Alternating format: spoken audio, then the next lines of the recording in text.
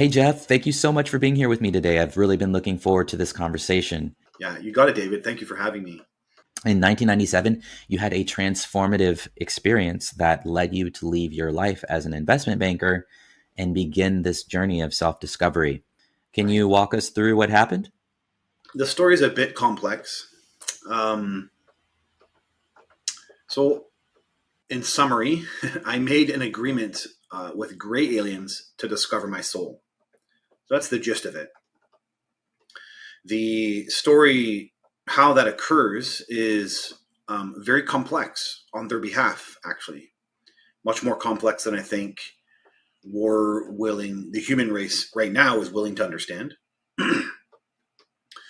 It started in, now I had childhood contact events, and that's where it all kind of starts. And during those contact events, I wasn't really aware of what was going on.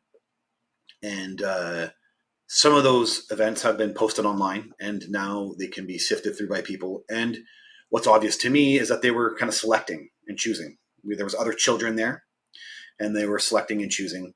And I guess I made a cut or something for their ideas. And when I was 16, they came back. So there was kind of a bit of a gap where I didn't have any childhood contact events. Now, by the way, all of this was occurring without my knowledge. So it's not like I understood that this was happening to me. And the way they obscure these memories is very bizarre. I have been spending the last several months trying to understand this more. I used to think it happened in the physical tissue brain. I don't believe that anymore. I believe the entities can stop time, and I believe that timelessness is a part of the human consciousness. And so when they're doing something like outside of time, we're operating in a different spot of our own consciousness. And then when you aren't maybe apt to looking at that space within yourself, you actually can't see it. An example to that I use is now NDEs, near-death experiences, where people also can have obscured memories from their near-death experiences. And like there's a transitioning of consciousness or kind of phasing of consciousness that can go on here. And they seem to master this type of stuff. So like they're using tech, and so it's as if they can control things. And but that's just a point to say that I had no knowledge I was having alien contact. There was no peripheral. There were weird events, but I didn't know to link them to alien contact. So it really did hide itself in my life. And then the memories would come out at the age of 41. And so kind of this really strange scenario. And then all my contact events. Sorry, I'm backing up, but I really want to point out as I talk about the obscured memory part and how this all occurred that I passed a lie detector test. I have videos of UAP. I have several researchers who've done deep dives on my content, and they speak publicly on my behalf, not speaking publicly on my behalf, but they vouch for me. Yeah, they vouch for me publicly. And so that being said, this is all very real. And so what they did, they came back at the age of 16. And at 16, I was questioning my own existence and my own life at the time. And I was walking home from hanging out with friends, and I was on a old junior high school. Even for myself at that time, I was in high school, but I was walking across my old junior high in the middle of the night. And it was quite dark by a forest that does actually tend to have some weird activity, paranormal stuff going on. And so this was in a weird area in my own neighborhood growing up in Coquitlam, BC. And I'm walking across a field, and the alien literally comes down. And at the time, I thought I was frozen by tech. And not at the time, I didn't understand anything. But memories years later, I thought I was frozen by tech. I'm now actually convinced that was time. I'm frozen in time. I'm trying to run away. And the alien's trying to get my attention and like, come with us to our ship. It's trying to get my permission. So it's come with us to our ship. We'll bring you right back. It's basically saying. And in that moment, it's so weird, but the past memories open up of the childhood contact events. So whatever's going on here with the state of consciousness, it's a recurring state of consciousness while you're in contact with them. So I'm aware of the previous contact events, even though this guy never knows any of it's happening. When I'm with them, all the previous stuff opens up. So it's a very weird thing. And I hadn't had any interactions with them for over 10 years or for 10 years and a bit. And so I'm freaking out, as anyone would, and having panic. But there is an element of, why is this familiar to me? And then the entity itself is letting me kind of remember, as if it maybe was jarring the memory. I really don't know, but as if, like, and there's moments on craft when I'm like a young kid and I'm safe, and the entities aren't harmful to me. And so it's kind of reminding me of that. Like, hey, you've been with us before, and we've shown you that we're safe. And when I put that together, I'm actually staring at the entity and looking at it, and their eyes are really weird. These gray alien type things. They're black, right? These eyes are very mystical and really compelling. And I agree. And basically, it's a long story, but to summarize, inside, I agree. Basically, they're interested in my future. There's a timeline, and these guys can see the future or some version of it. And there's a timeline, and though it's abstract information, she's explaining, this gray alien's a female. She's explaining, we're interested in this, and would you want to work with us?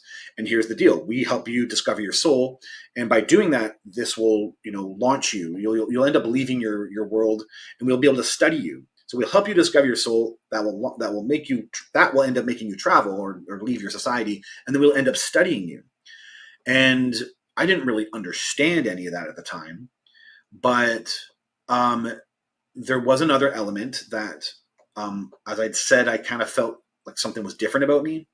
So, well, there's the ones answering that in the moment. So here I am as a 16-year-old questioning my existence. Why do I feel like I'm a little bit different? And I had a learning disability at the time, and I was highly creative, super intelligent, creative, but not really good academically. And so I kind of was questioning my existence, and was probably a normal teenager would. And then here they are answering things. They're saying that part of you is us. So they're saying I have their DNA, and they kind of explain some of this detail. And that answering felt right. It actually answered things in my life. And there was some degree that they felt that I was one of theirs. That's how they framed it. So with that, you actually kind of say, okay, well, this is interesting then. And you do get to the state where you're like, I guess this is beyond my parents. It's beyond anyone understanding this. And you agree. I agreed. And I didn't know what I was getting into. And now here's the real truth. I'll end up learning that I actually agreed to this entire thing in the afterlife. And they just needed this guy's brain to also agree. So I was at least aware that this agreement was here, and that I was working with them. So they get that agreement from me. And then there is a physical procedure. And then after that, they actually, they do it here in this first contact event when I'm 16 years old. They show me my soul is what they do. And then they'll obscure it from the everyday me. Now, so what they do is they take me into a dimensional room. A white room is what I call it.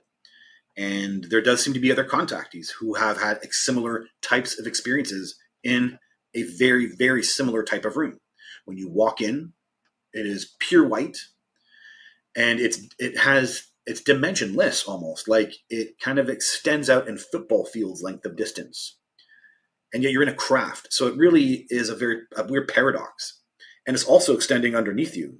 So you feel like you're kind of walking on air.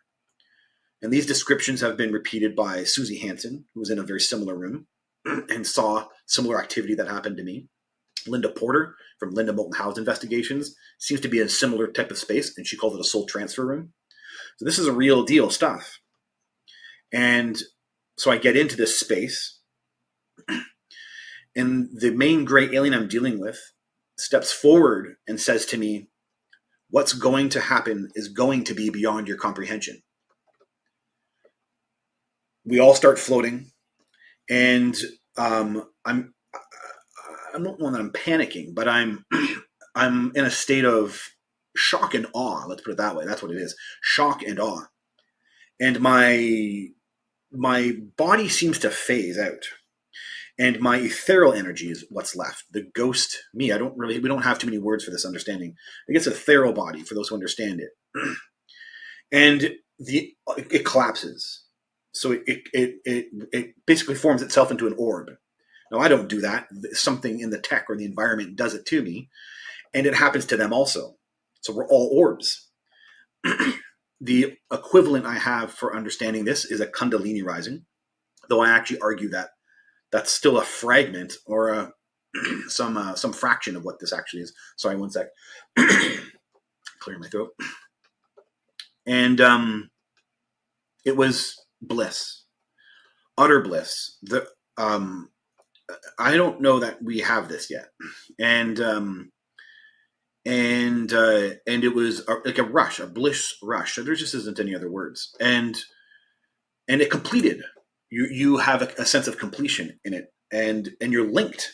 So there was this field link with the room and with the entities in it, and so sameness, like I'm the same thing that they are. When you're linked in unity, you feel the consistency, the sameness, the similarity. Everything about me is them as well. Yet I am individuated. I'm linked, and that I know I am them. And I was laughing without having a body to laugh with. I was trying to stand with having no body to stand with, and it was just feeling like utter bliss and joy. And they started to whip around, and I started to. I learned I could, with thought, basically, you can very easily move around in this environment. And then there was a bit of a game where we spun with each other, and it felt really, really blissful. Unity, have a feeling with them. And that lasted, I don't know, maybe 5-10 minutes, I don't know. And then so the main alien I was with basically stops, and she turns herself into a portal. Now, this is like, it just goes down to high strangeness. Like, how do you like, I'm really grateful people listen, but it's not like we all understand this stuff, right? And she turns herself into a portal. And so she's like, come in. It's like a vibration or feeling like to come in. And I slowly am moving into this portal. And there's a real clear feeling that this is going to be something outside of my frame of reference of reality. Not that this wasn't already, but we're going deeper into this strangeness. And then it's basically, as I'm into this space, it's pure blackness. And there's a dead body to my left. So this paradox right away, right? Bliss, love, unity, and now I'm looking at death. So it really sticks in the mind of the memory. That's one of them. But so there's this dead body, and it's this blackness, but this kind of like body lit up. And then over top of the dead body is a sparkling energy. Now I'm having an immediate shared experience with this, and I know it's my past life. Now, even more paradoxical is it feels present moment. So it feels like it's something that's happening right now, while simultaneously being something that I can feel is in the past. So it's got a weird bending of time or paradox of time. And I actually say, it's me. I'm alive. I've been alive. And there's this real clear sensation of it's me now, as in I'm in these other forms, and it's also the past. So I've been alive. And what it is it's a death of a last life, my last life. I actually have this information now. The time I didn't. At 16 years old, I didn't. And it was a Jewish person in a Holocaust and concentration camp, like the worst type of struggle to the death that you can imagine. Like, it probably would have been recorded. And that sparkling energy is crying, actually. So there is like sadness for its death. So it's crying, and then it starts moving up, and I can feel all the feelings. So everything's clear. It's me. And all these, it's moving up, and the sparkling energy is moving up as it's crying. So it's going somewhere. And as it's moving up, it hits a veil. There's like a veil, like a barrier of some kind. And it passes through. And when it passes through, it transforms. And it transforms into a man with a beard and a white flowing gown. And there is an impression that this entity wants me to watch this, and somehow maybe is putting a telepathic imprint of this simplified image over top of maybe what actually this really is, which is a dimensional. I'll end up only knowing it as the higher self. And and I will understand this thing to be my intuitive self fully personified. So it's like a fragment of me. Like, so the higher self is just it's a 10% of me, right? I'm a full-blooded brain and body, mind, Jeff Selver. We're all our identities, and that thing is much huger than we have an identity for. And it's not developing the identity I am. I am my own identity, but it's this fragment. And so it blows out into this full body me that's not me but is me kind of thing. And then very quickly, a gray alien. So first off, it's not affected by the past. There's a very distinct feeling of like, oh yeah, that. So this past life suffered, and then now there's this, I'm not suffering at all. So it's kind of completed. It has, and I call it a dissemination of knowledge of what it really was. So it's kind of like unaffected by what happened, knowing what it really is. It was really like a detachment. A gray alien approaches my higher self, like right as soon as it comes into this new realm. And then there's a communication, and it's pretty crazy. Like, I'm kind of looking through a veil, as if this is all happening in outer space.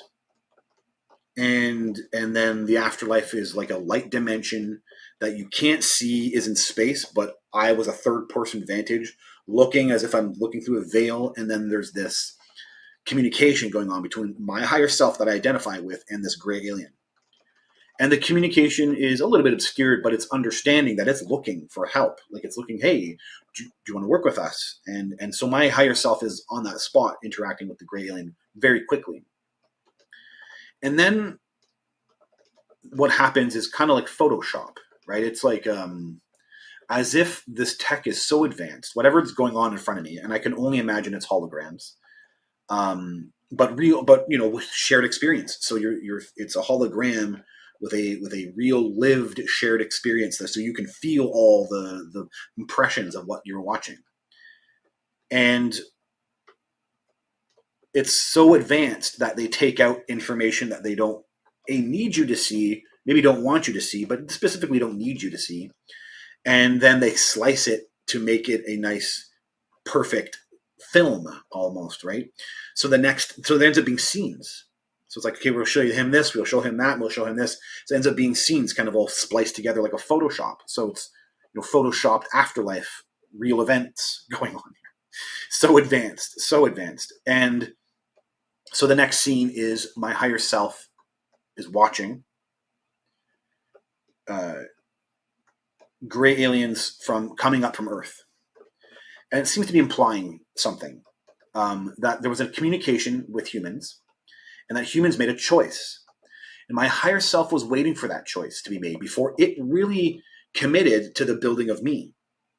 So it wasn't making a choice about the life it would create of me. So the higher self, part of this I learned is that it's the creator of me. It's the one intelligently creating my life. And so it's waiting for that moment to occur, and then it chooses what to do. And once that they come up, they kind of almost communicate to this realm. These gray aliens are communicating to this afterlife realm that humans made this choice. And now there's a guarantee of how the next decades would turn out. And then my higher self starts making its plans to build me. Then there's another scene, and my higher self is in a room with like a grid. It's like a grid system. And they're basically like nodes with like lines connecting to other nodes. And then my higher self could go into the node, and it pulls open, and then there's like soul groupings, soul bodies, like I guess the not just the physical bodies that you would link with, but the souls that you love to incarnate with. And then I guess it's a planned out life. And the idea was, it was showing how it interacted with the population. And this was a gray alien DNA version. So bodies that have gray alien DNA on the planet, and it was mapping and tracking them all. And then you could literally go in and look at the soul groupings within those bodies. What's fascinating, just a quick aside, is Michael. I've been doing recent research on all this stuff now, NDEs and between life regressions. And Michael Newton actually has his own deep research on soul groups, and his description is very aptly similar to mine, where of what I witnessed, that there's these groups, there's these nodes, he calls them lily pads, which is very similar, and then you would go into them, and then there's secondary groups, and then there's primary groups. The primary groups being, we could probably all identify a primary soul group of our member, like a member of our primary group, our loved ones, right? Very easily, just our loved ones, right? So that's powerful, and that's what I'm witnessing. And I had that memory for a long time before I knew that research. That part ends, and basically there's a transference going on, and this is in part what's happening. The Great Alien said to me, "It'll help you discover your soul." So what they're doing is my orb 16-year-old self is watching this, and it's absorbing the higher self. So it really is an entrainment, right? The idea that there's an energy entrainment, that when you put a higher vibration thing with a lower vibration thing, then that lower vibration will start matching the higher vibration, and the same thing. So my orb was absorbing the higher self. So they were giving me an agreement to discover my soul. What's your soul but your higher self? So my orb is basically becoming the embodiment of the higher self by watching a past event of it, basically. So I'm having all this transference of information. I'm aware the higher self can have multiple offshoots. So I was aware, while it's doing all this work, it's got other parts of it firing off into other dimensions, other realms. It's doing maybe there could have been 7, 8, or 10 versions of it doing things. So it's got this multi-body faceted awareness in the afterlife realm, doing things in Jupiter while going into another dimension and exploring things. And so it's got this multi thing going on. The other was that some of those realms had structures. It's a really weird game going on here, that I think we imagine in our human world that, in the afterlife, it's probably all etheric energy and you're just a floating gaseous thing. No, there's structures. How? I don't know how, but the idea that there's buildings and rooms and things you go into, that's very weird. And yet that's what I witnessed. Turns out when I was doing my research, other people witnessed structures as well too in the afterlife. A third was, and it becomes very critical in understanding some of the phenomenon years later, but I witnessed that in where those structures were, my 16-year-old self comprehended that there was empty space in the universe there. So there's like a dimensional space that you can't see for the human eyes, but when you look with the human eyes, it's just like void of galaxies and stars, just empty void space. Yet for the ethereal entities, there's a whole dimensional realms there. And what that came with, that understanding, was that the universe was made of layers of lands. Was how I interpret that, this kind of download, layers of dimensional spaces stacked on top of one another. And again, also in my research, I'll end up finding out that yes, people actually see layers. I guess astral layers is what they are, but they're layers. The universe is filled with these kind of stacked up layers that are all layered on top of one another. And so I didn't have any of that knowledge for the longest time until this research recently. And so all this experience, and then what cuts to the next scene, kind of the last scene. And my higher self has chosen to build me. It's like it figured it out, knows the family, knows the life. And he's in a room with the main gray alien I'll deal with. So now my higher self is more of this full-bodied thing, and it's actually on a craft. Like I can't wrap my head around it, that an alien craft could contain a higher self, but that is what this is. And there's a table, so it's more procedural. And then my higher self is there, and it expels out me. So it's like a cocoon. It's like the plan of what I'll become. Now, interestingly, it's like 20-year-old me. So it's as if my physical tissue body, growing up all the years, will kind of try to match this thing when it hits the 20s. And it's kind of a weird thing, but it was the 20-year-old me, the early 20s, like 22 or something. And it's the physical tissue body. So it already has the outline of what I'll look like and become. And then the gray alien that's there is the main gray alien I'll deal with. She floats an ethereal body out of her physical body and overlays it over top. Now, there's a whole phenomenon in the UFO field called the dual soul. And it's why I have connected with Susie Hansen, the author, who is the author of the Dual Soul Connection. John Mack talked about it as the alien identity within the human. Joel Nyman also knew of it, called the dual reference. The idea that there's this human and alien part to contactees, and what Susie Hansen has in her research, and what I am witnessing here, is it's actually not a psychological effect, but an actual real physical procedure the aliens do to the ethereal body of the human being before it gets put into birth. So they're actually embedding a dual soul into the ethereal body. The reason they might do this is because a part of an experiment, so they're actually wanting to learn about it from the inside. But it's wacky, it's really far out, and yet it's very real, and it becomes a part of my lived experience in the present. And so yeah, that entity puts her energy over top of that ethereal body, and then that's it. This next scene is I'm a blue orb, like the Jeff Selver is a blue orb being placed into the womb of my mother, and then the scene ends. I'm actually expelled out from the dimensional portal, and when I do, my body's reformed. And I feel the higher self energy, like I'm transformed. That's it. I'm altered and transformed. And yeah, there's a whole other bunch of stuff here, but the bottom line is they'll end up sealing this up. And I will have felt like I touched God that night.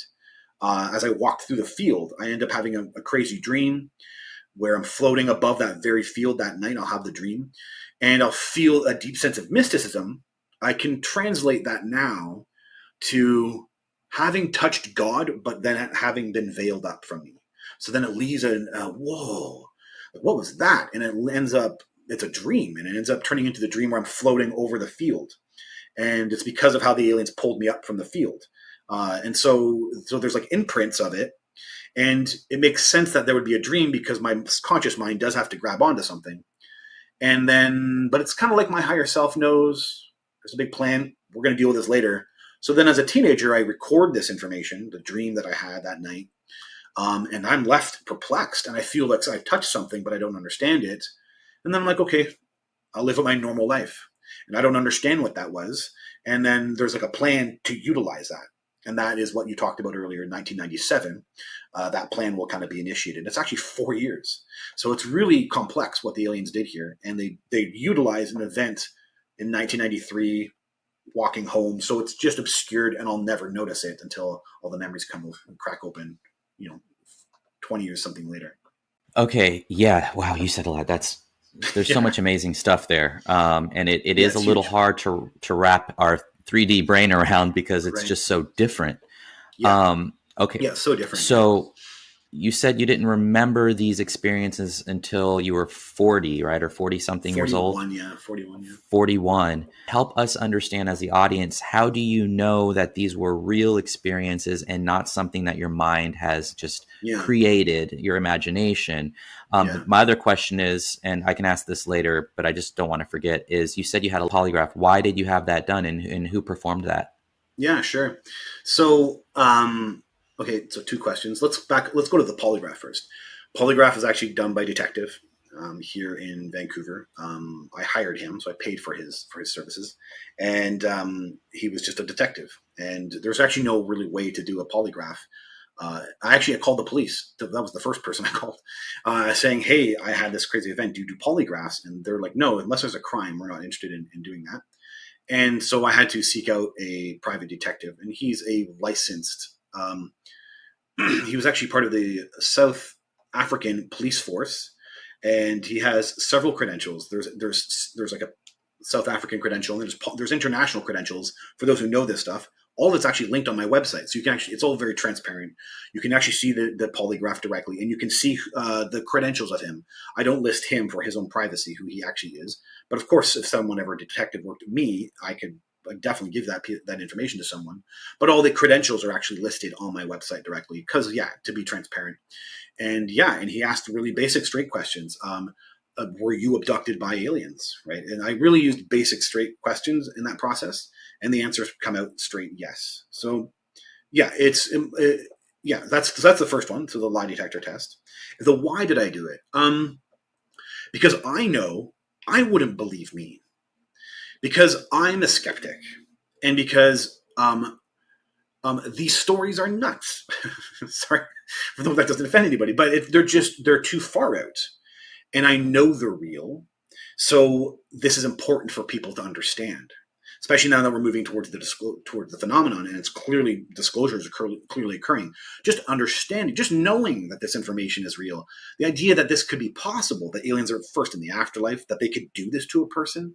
These are things that I think, for my personal drive, humans need to know that this can happen to someone, and that when people are dealing with the phenomenon, they have all these interpretations and mythologies that they're running off of, and yet I have a unique perspective, and my perspective is matching. I've been around for several years now, and this information is all matching up. It's all aligning. And, we now have, I was public with this before we now had both Ross Coulthard, the journalist, part of this UAP disclosure, and same with Bob Bigelow, both claiming the phenomenon is linked to the afterlife. So that's huge. That's like, this is me feeling, okay, great. We're understanding that. And I've been very public about this, that I saw the gray aliens in the afterlife. So this is really, really, really huge why I would do that. So it helps lend to this understanding. I just want to push back a little bit, just because there is the other conversation from the doomers who don't understand, because they haven't had these, or they have had these experiences from entities and they've read into it from their own interpretation. Because if there's darkness and there's light, right? So there's beings of the dark and there's beings of the light. And some might say, well, these could be trickster beings that are manipulating you and pushing you and trying to gain your trust to push their agenda. What would you say to those people? Yeah, there is no dark. That's what I say. If you're going to go down the avenue that there's dark, then don't deal with aliens and attack sharks. Dude, have you ever seen what a shark does to a human? What about a wolf? It mutilates a baby deer. I mean, if you're going to go down the avenue of what's dark here, and what about, how could you ever believe in God? Because a meteor will smack into a planet and wipe out millions of life forms. So darkness is all around you then. And what about just looking in the mirror and looking about all the humans who mutilate other humans? I just saw something awful in the paper, and there's 5 decapitated heads in Mexico. So why are you dealing with aliens? Don't deal with aliens and figure out your crap about what's all dark and what's not dark. Because the reality is that all there is existence. And there isn't dark. These are all concepts, fragments, ideas in the brain. And it's because the human is stuck in a structure of mental mind. We're in a mental matrix that we create on our own. And then you're the one saying dark, good, dark, good, dark, good. And what you're doing is you're labeling the dark inside yourself, and you're labeling the good inside yourself. But you can't exceed any further when you're labeling these things. You literally have to let go of the labels. And an example of this is that maybe I've interacted with an entity someone would call dark, but that entity is never dark to me.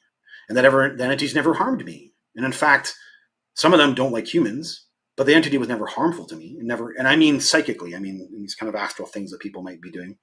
I've had my own experiences. And especially with things like lizards and stuff. And those entities didn't harm me because I respected them, because I saw them for what they really are, right? So this whole dark thing is a conjure up of the human mind, and you have to get past it. And the gray aliens are not in the realm of caring about your dark and light, because that's the level that they're on. They're on these above or these higher levels about this stuff.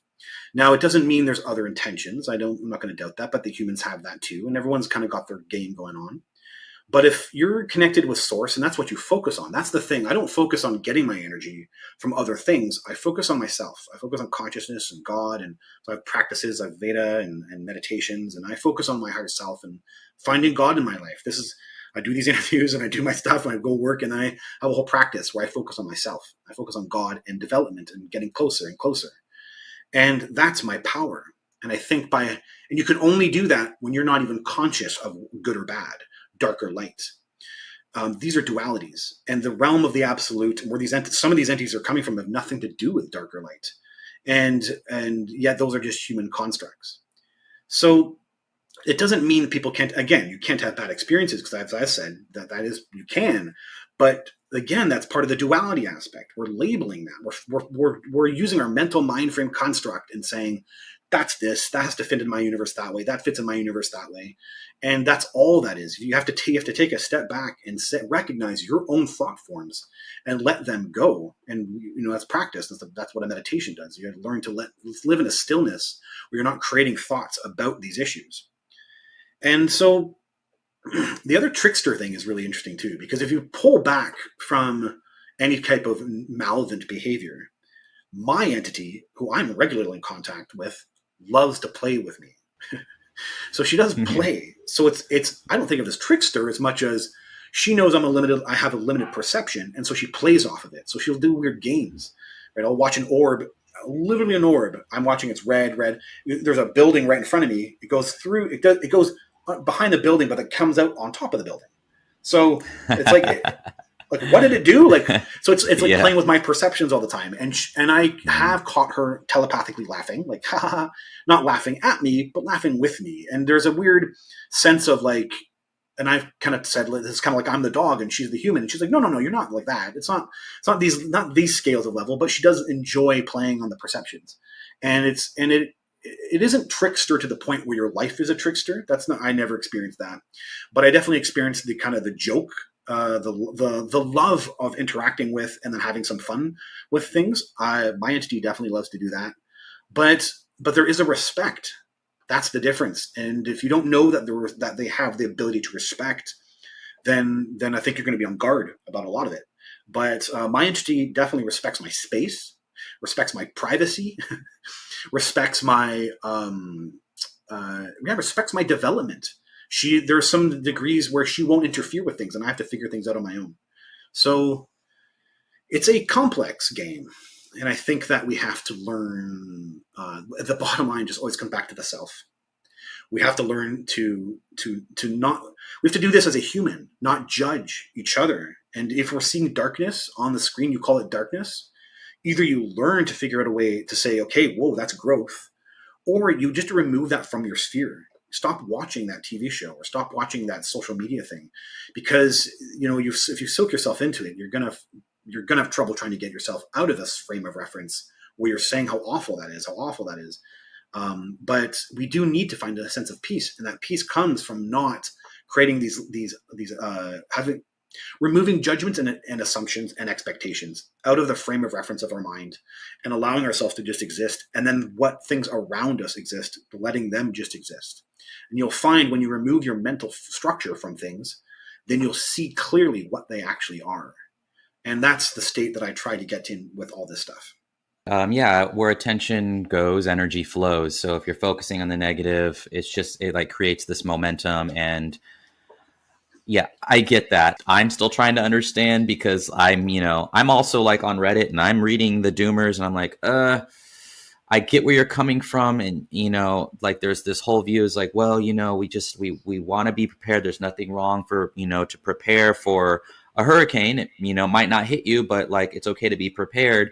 And I get that perspective, but I just really wanted to hear where you were coming from and your experience, your personal experience, because I think there's something to be said about that. You have also said that, that these beings in their corporal form can be like angels. They can be like Mother Mary. Yeah.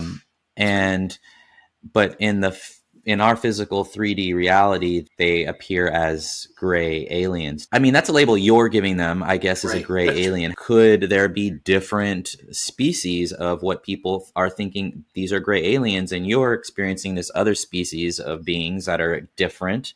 They might have gray skin. What do they look like to you? I guess let's start there. Yeah. So, okay. Okay, so there's several questions. Okay, the first one is there multiple species. So now I actually do interact with several versions of them. Yes, so talls. So I have like a 4.5 foot tall entity that I interact with. Now she has a bizarre look. She has like a bone structure, like a longer chin, and then the slits. And so I've actually drawn her picture out several times.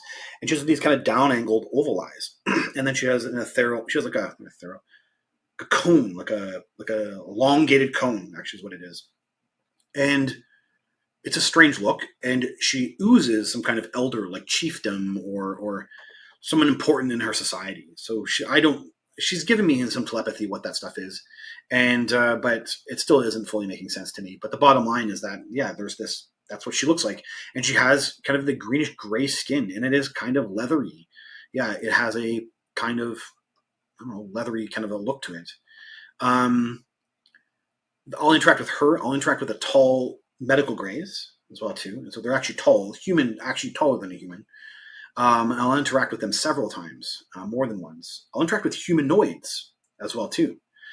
So I'll and I don't know that I'm dealing with different humanoids from different places. Unfortunately, the locations of where all these things are coming from aren't really revealed to me, except for the elder. I'll end up learning she does live in a community in a city, and I'll end up going there, and it's on Venus, some kind of dimensionally phased state in Venus. I don't quite understand it, but she is in a community there in a city, and in that city I saw humanoids, and I saw what the entity I assume to be the mantis beings. So there is this other higher arching, seem to be controllers or leaders, and they seem to be running maybe the kind of more show about what they're doing, what the species is doing with humans. And so that's the kind of more mantis looking creature. And then there are occasionally I'll interact with some other types of grays, who look more like that skinny bob gray. There's a video out there called Skinny Bob, and I do have a childhood contact event that kind of resembles that. So there are other types of grays. So there are other species. I am aware of that. Are there other agendas? Maybe. I think sometimes that I really want to drill home the type of person that they're interacting with, and to not leave behind an idea that there is a greater reason for that interaction. An example to this is, let's look at Carla Turner. I never read Carla Turner's book, but she was one of the first to really paint a negative picture of contact. And it's because she was Christian. Right? She was Christian, and then she had paranormal hauntings, a lot, that were combined with this. But maybe the entities knew something. I'm not saying they did, but maybe they knew that by revealing this part of themselves to her, she has an growth of opportunity. It doesn't matter what she's going to do. She'll be so moved by it, she'll communicate it and write a story about it and put it into books. I'm not saying that, but so there might be a thing where they're working off of her fear, right? Like we have to start. That's it. We have to start going up to the higher level about the objective perspective about what they're doing with individuals. That's what I'm saying. The species, some of the researchers, Grant Cameron gets this. He calls it reflective, that the actual entities kind of reflect back things about the human. So if you believe in Jesus, you might see Jesus on a craft, and that's been recorded too, right? So, and it's reflective, which is kind of also how the paranormal responds. If you look at how ghosts and things interact with people, they can reflect back what the person is thinking or what the person is experiencing. And so there is a dimensional kind of paranormal thing that goes on with this. And the only way to see that is to not be absorbed in it and call it haunted, but to actually take a step up and say objectively, okay, what could be going on that's bigger here? And you have to say it's bigger. You have to, because we're dealing with dimensional. So you're dealing clearly with something that doesn't interact with physical tissue brain.